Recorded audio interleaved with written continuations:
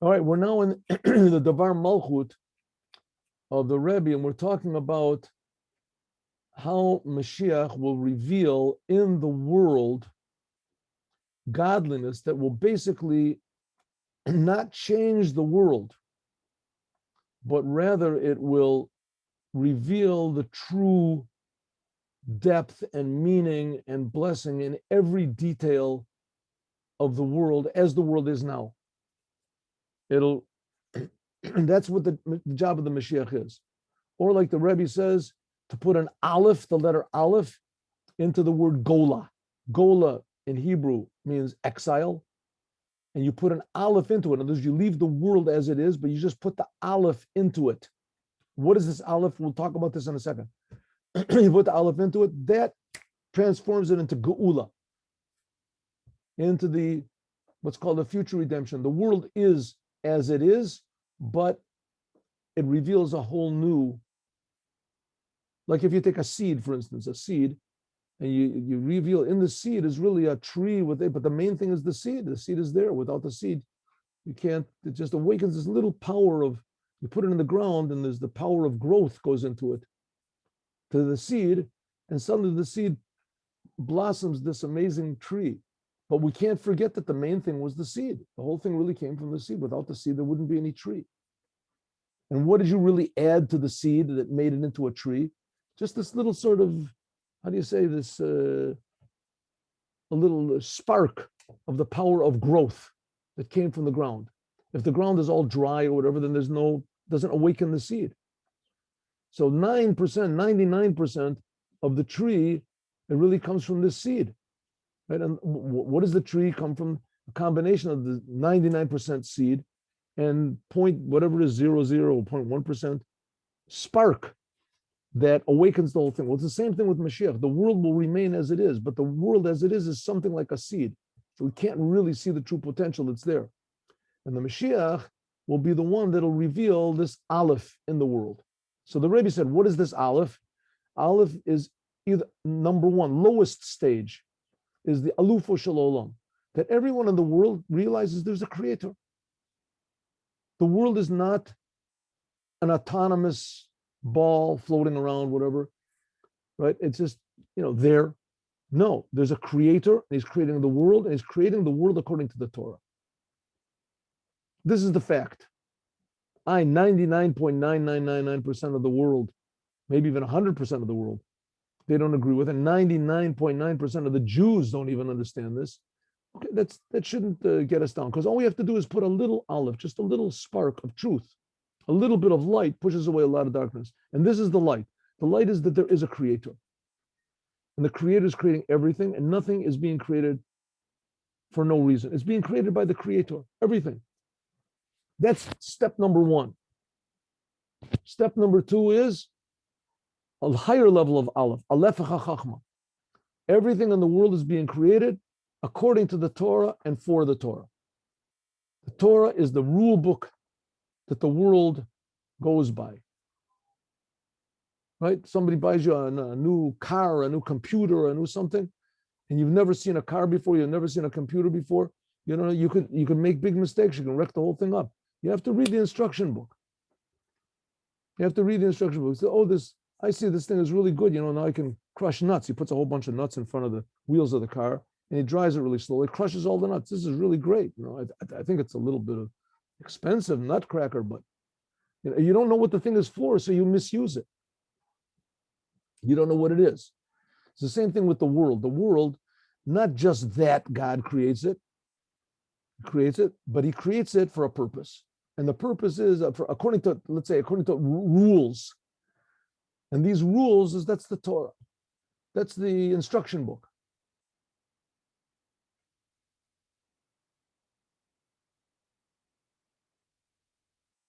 And then there's the third level, and that's called Pele, letter Aleph, and that it's above any logic, above anything. This is God's business. To know that we can expect amazing miracles that are totally beyond and above any understanding, and that there's a creator, and that there's a Torah, something above anything that we've ever known. This is basically the idea of the raising of the dead. Let's see one second. where did we get up to last time? Where did we get up to? Oh, so the Rebbe said that this depends on us, and we can see that King David said, Odecha Hashem ki anaftabi, I am grateful to you, God, because you tortured us. So the Rebbe said, what does this possibly mean? So the Rebbe said, the torture is just being in the exile. That's what it means. The Mashiach will suffer. Mashiach will suffer. You see, like the Lubavitcher Rebbe, right? Every instant that the Jewish people were not aware of who they are, it was a tremendous suffering for him. And anybody that caught on why he was suffering, it's a suffering for them also. That's why all these Chabad houses all over the world, right? And they just work for free. You know, they work on donations, but they're not telling people, you know, come be part of our group, or well, I'm going to get you into heaven, or I'm going to go to heaven, right? I make more people are going to go. That's not their motivation at all. What is their motivation? Their motivation is to stop the pain of the exile. The exile, the fact that Jews are wandering around and they don't know about Torah, they don't know about the commandments, is a tremendous pain. And basically, the only one that really has this pain is the Rebbe. That's why the Rebbe is another sign, if you want to call it, that the Rebbe is the Mashiach. That's not one of the signs that the Rambam talks about, but like the Isaiah says, he will suffer because of our sins. That's the idea of the Mashiach is suffering because the Jewish people are in exile, and that there's so many enemies and missionaries and things that are sucking the blood out of the Jewish people. Tremendous pain that the Rebbe had because of this. You can see it. And he passed this on to all of his shluchim. That's why the shluchim in all these Chabad houses, they're just trying to stop this terrible exile by putting a little bit of an aleph into it. So that's what it says, Odecha ki anaftabi, I will be grateful, God, you'll show us the reason for all of this suffering will make sense. The Rebbe wrote that before he was 3 years old, he already had it woven in his mind how the Mashiach will come and he'll make sense of all the suffering of the Jews.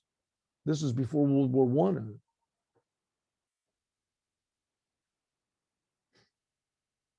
Okay, so he said, because the future redemption comes by means of the Mashiach, so we have to understand the Mashiach also has to have these three things. That's what we said. I'm trying to get back to where we were and to remember where we were. So that's what it says, that the Mashiach will come from, the Rambam writes in Mishnayot, he writes in the Mishnayot, that the Mashiach is going to come from David and from Solomon. King David had a lot of children, but it'll come from King David through, he had daughters also, but it'll come through King Solomon. It can even be one of the daughters of King Solomon, but it has to be from King David, but through Solomon. Says it's not understood. Why did he have to say King David and King Solomon? Say King David, that's good enough. Why King Solomon? So he says the reason because King Solomon, he was something like the Mashiach. King Solomon, in his life, there was, first of all, he built the temple. Mashiach is going to build a temple. And King Solomon, his name was Shlomo, which means there was completion and peace in his days. The whole world knew that there was God. King Solomon knocked them all out. Everybody, all the nations, they all said, listen, there's a king, and he lives in Israel, and you know the Bible. Everybody knew the Bible. Everybody knew there was such a thing as the Bible. And this king really takes the Bible seriously, and he knows everything. He knows everything. He's got the wisdom of the Creator himself. He knows everything about the creation. It's amazing. And so all the nations came to him for advice and asked him, you know, how can we be happy? How can we be prosperous? How can we be this? And he gave them advice. Therefore, they didn't have to make war anymore. He gave them advice how to get what you want without war. Of course, there's always going to be nations that what they want is war. They would rather die than to have peace. There's people like that. They love death. What can we do? That's what's called Amalek. Amalek. People, there's certain people that they just love destruction and death. And they just want to destroy. Right? We saw it big time with the Nazis. Just pure destruction for the sake of destruction. He called it in the name of conquering, in the name of this, but those people, that's Amalek. I guess those are the people that it says that they'll be totally destroyed in the end. But there's a mimer from the Rebbe. Remember, we learned on Passover that says that even Amalek will not necessarily be destroyed. So they will give the garment to Mordechai. It says that Haman, who was the Amalek, he gave the garment to Mordechai. It means that he also has a place. Okay, Mashiach will figure these things out. This is a little bit, not a little bit, it's totally beyond me. Okay, So it says this is the whole idea of King Solomon, that this was the idea of completion, that this was a complete king, that he sat on the throne of God. There was menucha, right? So if we could have merited the kingship of Solomon, the King Solomon, Shlomo, he could have been the Mashiach. The first temple would have been Ilu Zachu. If we would have had the fortune, I don't know, Zachu, because it would be meritorious, then the kingship of Solomon would have continued. It would have been total Malchus, and the first temple would have been the eternal temple. In the time of King Solomon, if things would have gone the way we were supposed to, then the first temple would have been the eternal one forever. But because they're mixed in Yani Bilti Ritzuyim, because they got mixed in things that were unnecessary with King Solomon, says he took too many wives, whatever. After that, God said, I'm tearing away your kingship. The Malchut Yehuda, the Malchut Israel, I'm tearing it into two. The kingdom of Israel divided into two, right after the death of King Solomon. He had a son, Rechavam, and he took the lower part, which was called two tribes, Yehuda and Benjamin, and all the other tribes were Yerovam ben Nevat. The kingdom of Israel was divided. And this continued until, for another 250 years something, until the 10 tribes were exiled. And then about 150 years later, the temple was destroyed. And afterwards was the destruction. And after that, Chorban Bayis Sheni, after that, the second temple was destroyed. And in many ways, this was worse than the Holocaust, because all the Jews were all together, especially in the first temple. And it says there were rivers of blood, that a horse couldn't stand up in the river. But Galad said this last exile is now lasting until Tachzor Shleimus Inyan, until finally it'll come back and there will be Melech HaMashiach. But in other words, what's he saying? It's Melech HaMashiach. There's been a prototype of the King Mashiach. First of all, there was Moses, took the Jews out of Egypt. Moses was the teaching aspect of the Mashiach. But here we're talking about the king aspect of the Mashiach. That was King David and his son Shlomo. And the Melech HaMashiach will be even higher than the kingship of King Solomon. Like it says, Melech Echad Yeh Kulam. There will be one king for all of them. There will not be any more two kingdoms. The David Avdi, and David, my servant, will be the king for them forever. Right? There's the prophecy of Isaiah, right? We read it in the Haftorah. Let's see what this is. 1 second, please. 102. Yechezkel, sorry. It's the prophet Yechezkel said. Ezekiel. It was the Haftorah we had.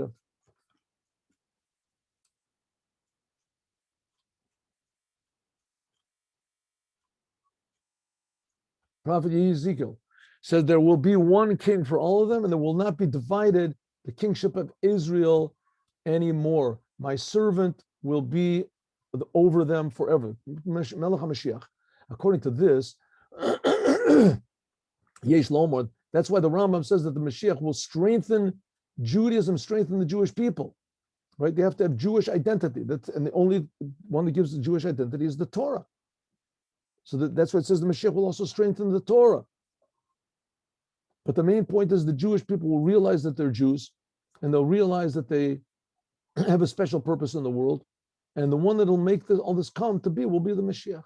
Yesh Lomar, we can say the Hagdasha that the Mashiach is from the tribe of David and from the seed of Shlomo. The Chirush of Mashiach, the novelty of the Mashiach will be that he'll have also to be a king, and also Shlomo, that's peace. Now, you have to remember, the main thing of King Solomon was that he was wise. It doesn't say about King David that he was wise, even though it says that the law was always like King David. But the main thing with King David, that he was a king.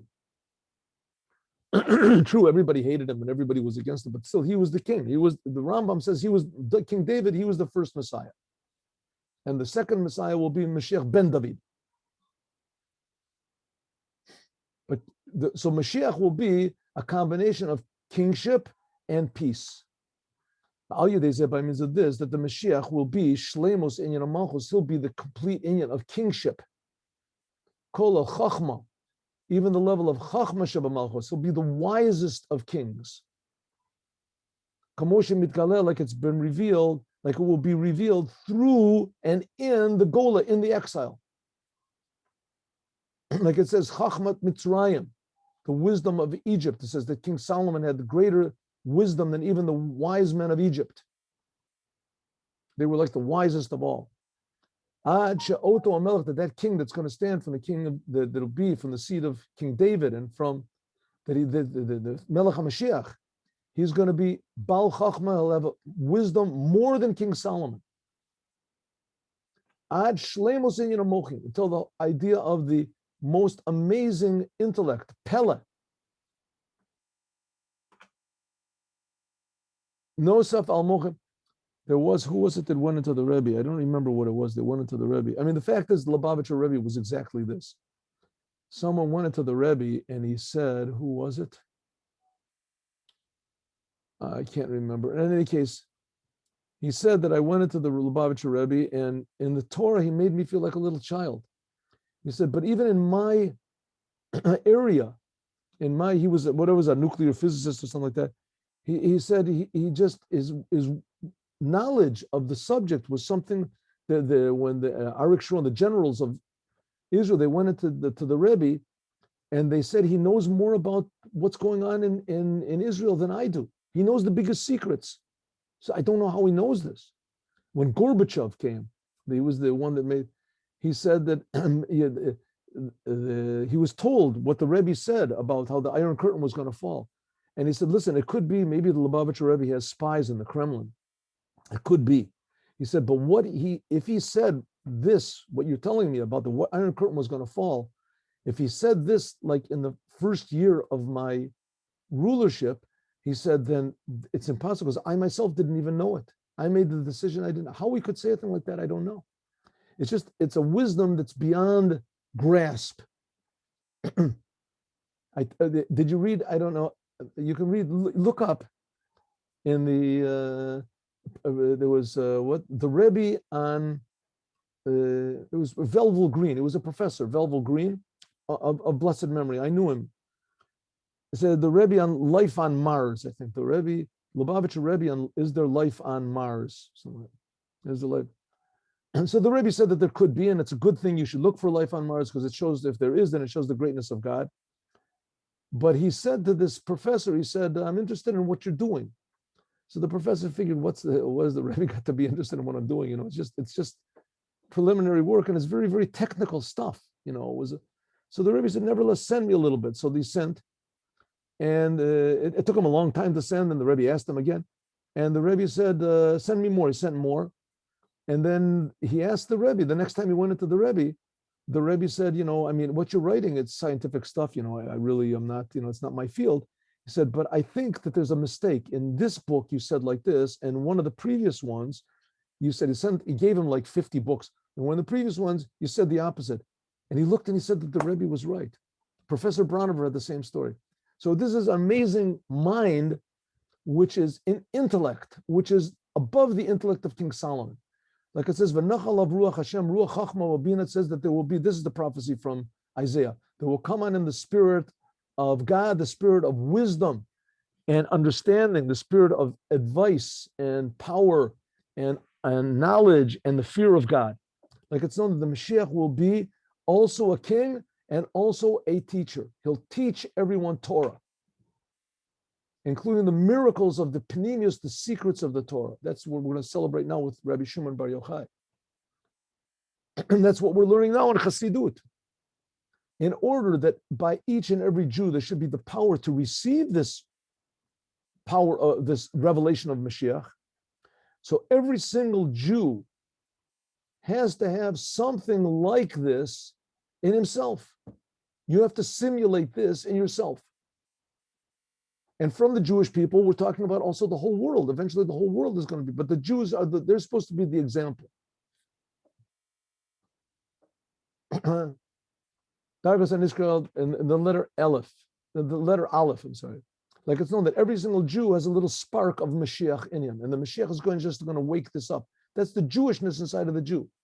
And therefore, each and every Jew, because again, what is a Jew? A Jew is service of the Creator, awareness of the Creator, and serving the Creator. That's B'ni B'chor Yisrael, my son, my chosen one, Israel. The Jews are the sons of God, and they were chosen to serve God.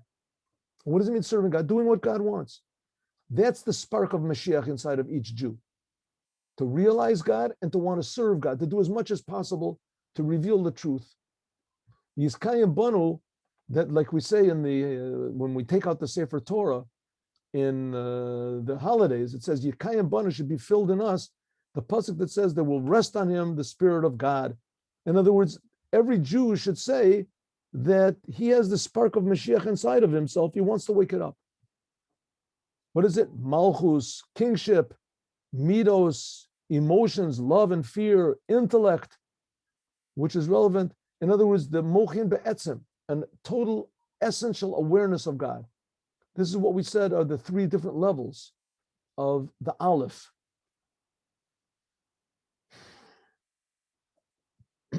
Realizing that there's a God in the world, that God is the king of the world, that also that there's the Torah, tells us what to do, and then there's pure awareness of God, which is above anything. Maybe we can say that this is the whole idea of the Mishnah in the beginning of this Shabbos, Perek Revi, in Pirkei Avot that we say. Pirkei Avot, we're saying every mincha of Shabbos, we say another chapter of the 5 chapters of Pirkei Avot. So it says, Umafaret, it says 4 things. Who is a chacham? Ezu chacham, a roas anolad. Ezu gibur, kovish yitzro. It says, who is rich? A person who is happy with what he has. Who is mechubad? Who is honored? A person who gives honor to others. It says, who is wise? Who is strong? Who is rich? And who is honorable? That these correspond to 4 levels that are divided up, the 10 powers of the soul. This corresponds also to the 4 letters of the name of God. Ezu Chacham, that's Chachma, the Yud of God's name. Gibur, that's Bina, that's the Hey of God's name. Who is rich, that's Tiferet, that's all the emotions. And who is honored, that's kingship of God. And because that every single Jew has a part of God inside of him, that's what it means that we're sons of God. 2nd chapter of the Tanya, read, explains it. The Yeterim is even more. Chelek Hashem Amo, that all the Jewish people are one big part of God. She'etzem keshe'ata tofes bechelko, because if you grab a little bit of a thing, you grab the whole entire thing, right? You take up the person's earlobe. They used to be in the schools. The teacher wanted to punish the child, take his earlobe, take him outside and talk to him. You're just grabbing the end of his ear. But that pulls the whole person. If you grab a little bit of the essence of someone, then you grab the whole thing. So it's saying the same thing. Every single Jew is a little bit of God. Therefore, there is included in God all these 4 letters of God, Yud Ke Vav Ke, and also Aleph, Lamed, Vav He, Elokah. This is the level of God is what he said, the king of the world. And also Yud Ke Vav Ke, the godliness which is above the world. This should be revealed in every single Jew. Every single Jew has to reveal these 4 things by himself. Yud Ke Vav Ke. Chachma means faith in God. Bina, understanding God. Emotions means getting emotional about God. And Malchut means doing what God wants. And this corresponds to these 3 levels of the letter Aleph, like we said. Al Ofen, it's the way that's above million de Chasidusa, and that a person should serve God in all these ways with everything until he does even extra things in a wondrous way. By means of this, there'll be a revelation of all these things. There'll be a completion of God's kingship. So we have to prepare the house. We have to prepare the vessel. Shleimus Kisei Malchus, by means of these 4 things specifically. And this has to be in every single Jew, because the Jews are the sons of kings, Bnei Malachim. And even more, it says the Jews are a nation of kings. And by this, the Jews will be able to receive from the glory, honor of the Creator. That's the Holy Temple. This will be the glory of the Creator of the world. How much more so a king by the non-Jews, that they say that God put, when we see a king of the non-Jews, we should make a blessing that God gave from his glory to human beings. And how much more so we're talking about the Torah, that every single Jew has a letter in the Sefer Torah. So we're saying that's the idea of the Mashiach. The Mashiach will reveal the kingship of God in the world. It will reveal the kingship of God in the Torah. Like it says, all of your children are learning God. And who are the Malki, what's the kings, the rabbis, the Torah. And by means of this, you can even reach the level of King Solomon, the wisdom of King Solomon, until you get to the highest level of kingship, like it will be in the four things we said, Chacham, Gibor, Asher, and Kubad, and all these in the Melech HaMashiach, as will continue, God willing, tomorrow. So what do we see? The Mashiach is going to bring shleimus, total completion in every human being. And this is like what I said in the beginning, like you take a seed, an apple seed, and it's beautiful, you think it's whole, it's split, you plant it in the ground, you put a little bit of life into it, little spark of life, and suddenly grows into a thing you would never dream what it is. That's called shleimus, completion. And it has more apples and more seeds, and there's no end to it. So it is in every single Jew and every single human being. But the beginner of the whole thing, the spark of life, that's what comes from the Mashiach. And he'll awaken the Mashiach inside of every Jew, and then will be awakened the Mashiach inside of every human being, and then the Mashiach inside of the entire world, the godliness which is in the whole world, which will, God willing, see today. Now let's learn Hayom Yom. One second.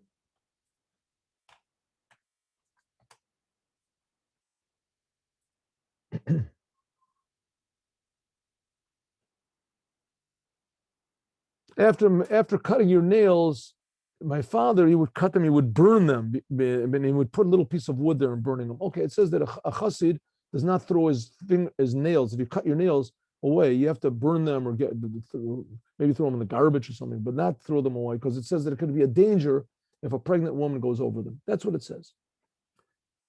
Okay, there was a chassid, and his name was Elia Abeller. It says as far as his IQ, he was a simple man. Once he came into Yechidus to be alone with the Rebbe, this is talking about the the Rebbe Marash, the fourth Rebbe of Chabad.